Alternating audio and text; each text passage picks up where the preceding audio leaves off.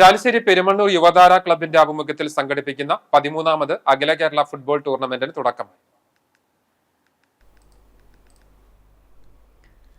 ഒരാഴ്ച നീണ്ടുനിൽക്കുന്ന tournament Chalissery panchayat president Ramla Veerankutty ഉദ്ഘാടനം ചെയ്തു.